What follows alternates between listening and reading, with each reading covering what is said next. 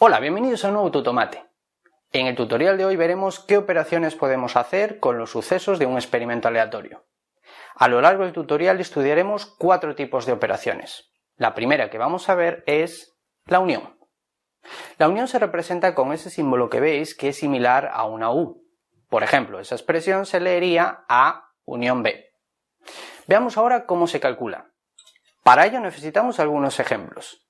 Consideremos en el experimento que consiste en lanzar un dado, por ejemplo, el suceso A, obtener número par, que está formado por 2, 4 y 6, el suceso B, obtener número primo, que lo integran 2, 3 y 5, y por último el suceso C, obtener un número mayor que 3, que está compuesto por 4, 5 y 6. Pues bien, calculemos por ejemplo A unión B. ¿Qué elementos tengo que incluir en la unión? Pues estarían todos aquellos que o bien están en A, o bien están en B, o bien están en los dos sucesos a la vez. Así tendríamos el 2 que está en A y también en B, el 3 que está en B, el 4 que está en A, el 5 que está en B y finalmente el 6 que está en A. Veamos otro ejemplo, A unión C. Repito que está formado por los elementos que o bien están en A, o bien están en C, o bien están en los dos a la vez. Así tenemos que poner dentro de las llaves el 2 que está en A, el 4 que está tanto en A como en C, el 5 que está en C y el 6 que está tanto en A como en C.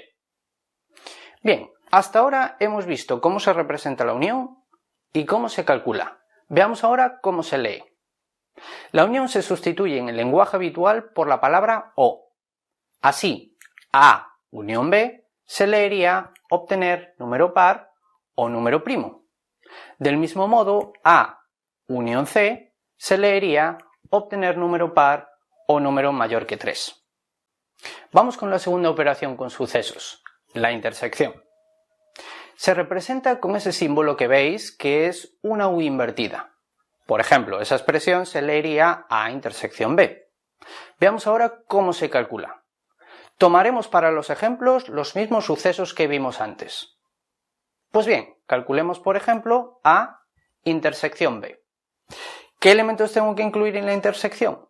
Pues estarían todos aquellos números que coinciden en los dos sucesos, es decir, los números que se repiten. Echando un vistazo a A y a B, vemos que el único número que se repite es el 2. Ese sería la intersección. Veamos otro ejemplo. A intersección C. Los únicos elementos repetidos en A y en C son el 4 y el 6. Hemos visto cómo se representa la intersección, cómo se calcula. Veamos ahora cómo se lee. En el lenguaje habitual se reconoce la intersección por la palabra y. Así, A intersección B se leería obtener número par y número primo. Y A intersección C sería obtener número par y número mayor que 3. Siguiente operación, la diferencia. Se representa con el símbolo menos. Veamos cómo se calcula.